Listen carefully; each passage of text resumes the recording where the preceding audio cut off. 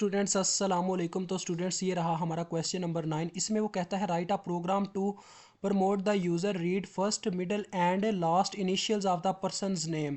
ठीक है, यानी ये किसी बंदे का नाम है जिसके हमने यानी कि पहले दरमियाने और आखिरी लेटर को पढ़ना है और उसको बाद में डिस्प्ले करवा देना है इस तरह से। वो कहता है सैम्पल के तौर पे आप ये देख सकते हैं। ठीक है, तो ये कोड मैंने ऑलरेडी एग्जीक्यूट किया हुआ है, इसको मैं आपके सामने एग्जीक्यूट कर भी सकता हूँ, लेकिन उसके नतीजे में मैंने देखा काफ़ी लंबी वीडियो हो जाती है। तो मैं डायरेक्ट कोड ही ओपन करूँगा और आपको बताऊँगा कि मैंने इसको किस तरह से परफॉर्म किया। तो स्टूडेंट्स हमें शो क्या करवाना, ज़रा देखें। हमें ये शो करवाना है एंटर 3 इनिशियल्स और आगे एक दफ़ा उन्हें लाइन में शो करवाना, फिर one by one new new line पे शो करवाते जाना है। तो इससे हमें ये पता चला कि हमें एक मैसेज की ज़रूरत है जिसका नाम है एंटर 3 इनिशियल्स। ठीक है, तो ये मैसेज पहले मैं डिस्प्ले करवाऊँगा। देखें ज़रा, मैं यहाँ पे कोड ओपन कर लेता हूँ, फाइल ओपन। इसको सेव नहीं जी करना, ये हमारे पास ऑलरेडी है। तो ये एंटर 3 इनिशियल्स वाला आ गया। देखें ये कोड आपके सामने है सारे का सारा।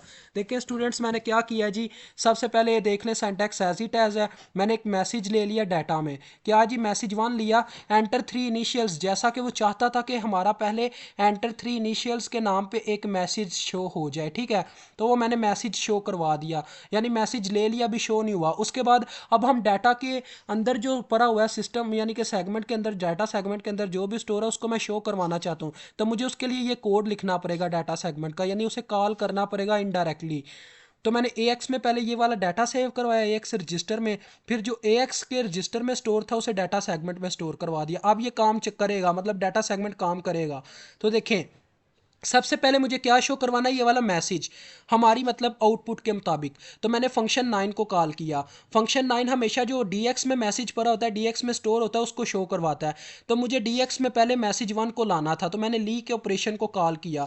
ली का ऑपरेशन क्या करता है जी, मैसेजेस को यानी कि 16 बिट डाटा को स्टोर करवा देता है रजिस्टर्स के अंदर जो लेफ्ट साइड पर लिखा होता है। अब DX में ये देखें, ये रजिस्टर, ये मैसेज 1 के अंदर जो भी मैसेज था ये सारा आके स्टोर हो गया। यहाँ पे डॉलर का साइन आप जानते हैं हमने क्यों इस्तेमाल किया, क्योंकि डॉलर का साइन यूँ कुछ करता है कि ये हमें बताता है मेमोरी को, यानी कि असेंबलर को ये बताता है कि यहाँ पे हमारा जो यूज़र है वो चाहता है कि यहाँ पे ये कोड ख़त्म हो जाए। ठीक है, इससे आगे ना आप जाओ मेमोरी के अंदर, तो लिहाजा यहाँ पे यहाँ तक ये कोड आ जाएगा। ठीक है, जब ये मैं ये एग्जीक्यूट करवाऊंगा उसके बाद मैं मुझे क्या चाहिए थी, पहली इनपुट चाहिए थी यूज़र से, जो वो चाहता था जे शो हो, जे जे जे शो। ठीक है, तो मैंने यूज़र से इनपुट ली, मैंने फंक्शन 1 कॉल किया यूज़र से इनपुट लेने के लिए। तो उसके बाद एग्जीक्यूशन करवाई। आप जानते हैं वो वैल्यू हमेशा AL में स्टोर होती है जब हम इनपुट लेते हैं यूज़र से फंक्शन 1 के थ्रू। तो AL में स्टोर हुई। अब मैंने 3 इनपुट्स लेनी थी स्टूडेंट, तीनों की तीनों AL में तो स्टोर हो नहीं सकती, लिहाजा मैंने AL की वैल्यू जो थी BL में मूव करवा दी। अब वो एक सेफ जगह पे महफूज पड़ी हुई है। ठीक है, फिर मैंने दोबारा इनपुट ली जो कि AL में आई थी, लेकिन वो फिर से मैंने तीसरी इनपुट लेनी थी, लिहाजा मैंने क्या किया जी, वो भी इनपुट जो मुझे मिली थी वो CL में मूव करवा दी। ठीक है, ये दूसरी इनपुट यानी कि F आ गया।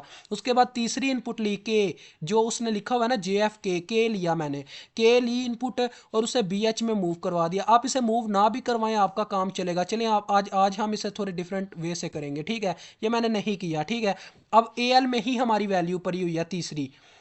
तो देखें फिर मैंने क्या किया जी, वो चाहता था कि हम न्यू लाइन पे आ जाएं, न्यू लाइन के स्टार्ट पे। तो मैंने उसके लिए क्या किया जी, फंक्शन 2 डिस्प्ले वाले को कॉल करके, ये फंक्शन होता है कैरीज रिटर्न, यानी कि हम न्यू लाइन पे आ तो जाते हैं लेकिन हमें स्टार्ट पे लाने के लिए 0AH को कॉल करना पड़ता है। ये हमें न्यू लाइन पे ले जाता है। ये कैरीज रिटर्न होता है, ये हमें नीचे वाली लाइन पे ले जाता है, लेकिन 0AH हमें लाइन के स्टार्ट पे ले आता है। तो लिहाजा ये हमें लाइन के स्टार्ट पे ले आया, ये वाला कोड जितना हमने एग्जीक्यूट करवाया। उसके बाद मुझे क्या करना था जी, सबसे पहले पहला लेटर शो करवाना था यानी कि जे को। तो मैंने AH, 2 कर दिया, और आपको पता है फंक्शन 2 सिर्फ वो वाली वैल्यू शो करवाता है जो DL में सेव होती है। तो मैंने अपनी वैल्यू यानी जो पहला लेटर लिया था BL में मूव सेव करवाया था, वो मैंने DL में सेव करवा के एग्जीक्यूशन करवाई, जिससे क्या हुआ जी, DL में जो भी मतलब BL में जो भी वैल्यू थी वो DL में गई पहले, यानी जे हमारा DL में सेव हो गया, और जो जे था वो एग्जीक्यूशन के बाद शो हो गया। अब मुझे फिर से न्यू लाइन पे जाना था, क्योंकि यही उसकी डिमांड है कि न्यू लाइन पे अब F शो हो, फिर K शो हो।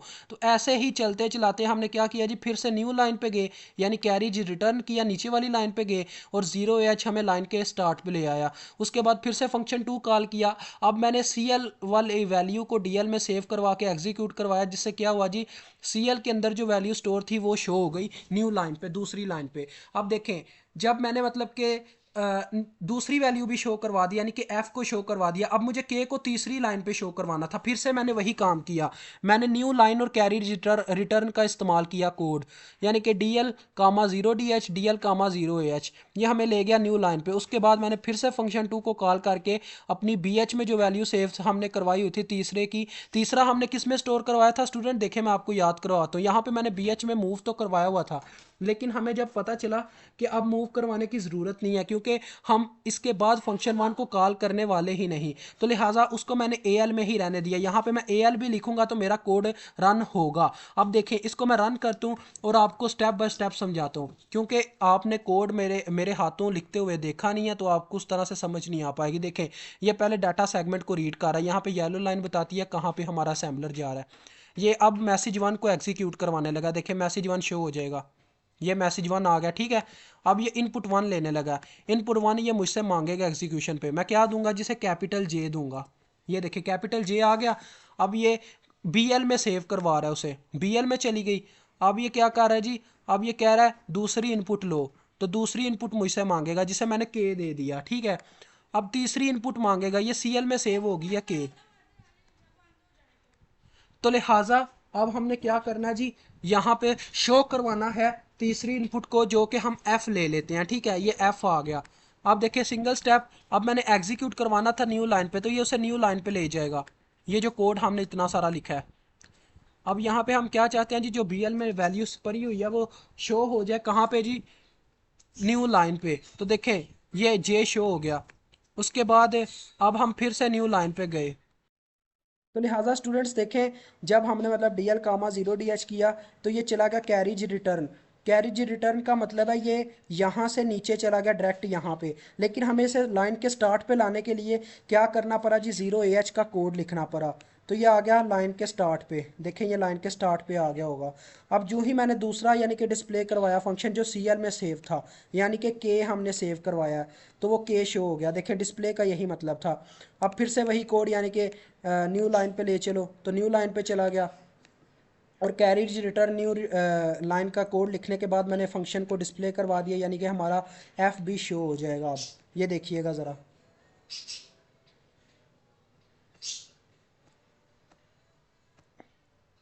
एफ शो नहीं हुआ यार, एफ क्यों नहीं शो हुआ, दिमाग ख़राब ना करो यार, एफ क्यों नहीं शो करवा रहे तुम।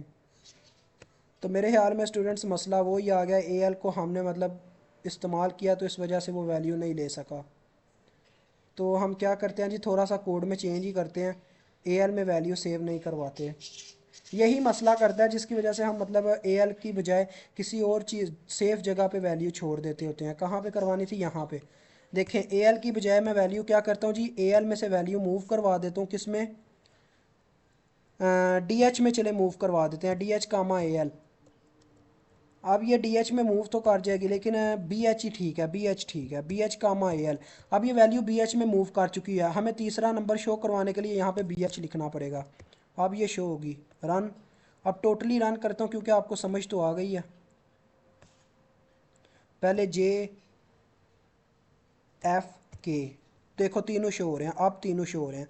तो इस तरह से हमारा ये भी डन होता है क्वेश्चन। मुझे उम्मीद है आपको समझ आ गई होगी। अल्लाह हाफिज़, अस्सलाम वालेकुम।